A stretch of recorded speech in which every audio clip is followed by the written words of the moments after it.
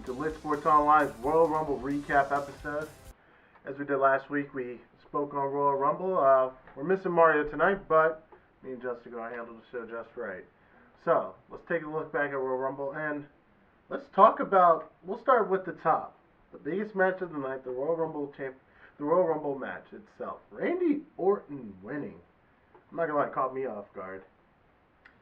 Yeah, well, wasn't it like your nephew or whatever that like? Yeah, my nephew was there. We actually had a Royal Rumble watch party. It was my girlfriend, me, him, Mario, and my nephew Nick, and he actually picked it. This is a kid that doesn't even really watch wrestling, outside of like the old school, you know, pretty much early 2000s stuff when he was a kid, and yeah. Hey, sometimes it doesn't hurt to take the big time superstar to win it all. And that's pretty much what happened. I mean, it was loaded with superstars, It though. was. I mean, you had Undertaker, Goldberg made an appearance, Lesnar. I mean, there was plenty of stars in the Rumble, but Orton took it. Orton took it, and that caught me off guard, especially because I was expecting, I'm not going to lie, I was expecting Finn Balor to come back. I'm expecting maybe one of the younger guys to win, maybe a Samoa Joe coming up from NXT. But Randy Orton, he won it, and he's going to now go on to main event WrestleMania 33, which is pretty cool because right now the champion is John Cena, who actually won against AJ Styles to actually tie Ric Flair's 15 championship reign, which is huge. Yeah, and there's a lot of strange things that happened in this Rumble. Remember when Enzo pulled a Santino Marella and got knocked out of the ring like after a couple seconds? Like, what was that all about? Yeah, or the fact that they literally talked for the amount of time. It would have took two superstars to come out. Enzo and Big Cass came out. Big Cass came out number one. They're walking down to the ramp, and they're just talking for like 5 minutes. It's like there's a match to be had. Like, why are you still talking?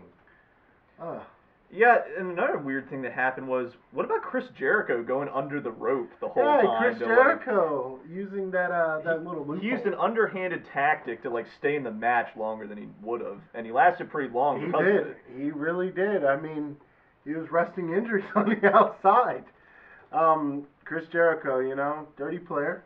We were talking like, oh my goodness, is he gonna win off of this? And then I have to like rewrite the rules because of what he did. Like, yeah, because there's nothing he can do. They have to go over the top, the third rope. So he's going under the second or under the first rope. It doesn't matter. He's still in the match. So it was a little annoying to say the least. I was a little annoyed to watch that. It's like, just get in the ring and fight. But there were some big key moments that happened during the Royal Rumble match alone. You have Brock Lesnar embarrassed again by Goldberg. Actually on WWE Raw last night, Brock Lesnar challenged Goldberg to a match at WrestleMania. Yeah, he said, we're ending it here.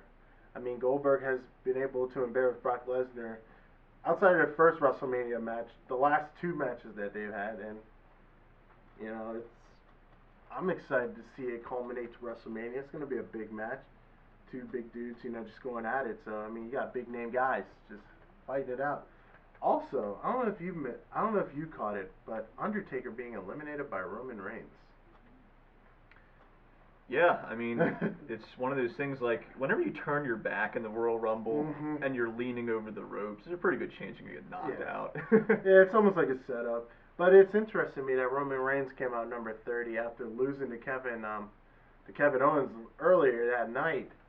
But I'm wondering, is that going to set up for a match with Roman Reigns and Undertaker to come down the road?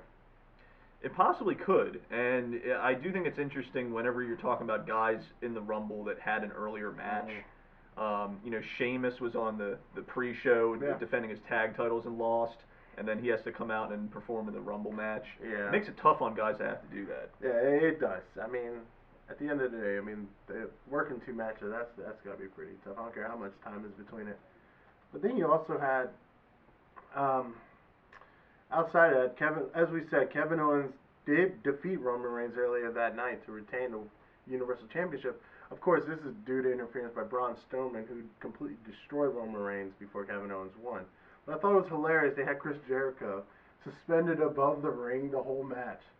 But with good reason. We see how dirty he is in the Royal Rumble.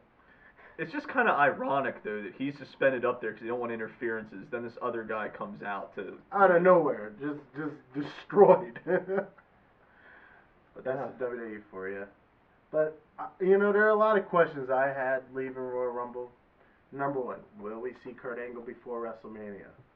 I was a little disappointed. I did not see Kurt Angle last night. Will Finn Balor come back? A little disappointed again. Of course, I know he actually tweeted out this cryptic tweet of a picture of him in this mug talking about all the injuries he's had. So he's definitely resting some injuries apparently still. So I do expect to see him before WrestleMania. He's a big name. Everybody loves him, and it'll be great to have him back. I was surprised that I didn't see Kane.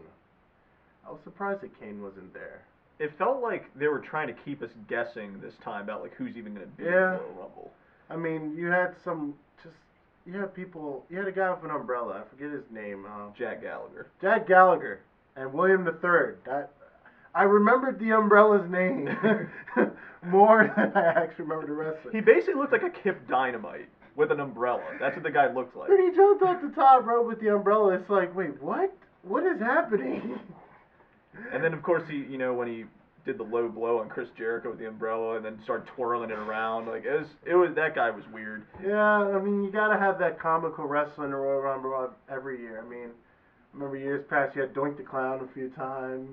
You had the Honky Tonk Man, and I remember it was the WrestleMania 2001 where you had Kane just completely destroy the guitar and the Honky Tonk Man. It was great, but. I'm excited. This is the road to WrestleMania season. This is wrestling season at its best, and you can keep tuned to Lit Sports Online. We'll be breaking it down, getting you guys ready for WrestleMania. But, as for tonight, my name's Gerald. This is Justin. And don't forget to like us and subscribe us, and don't forget to follow our new Twitter account, LitTube Channel on Twitter. So.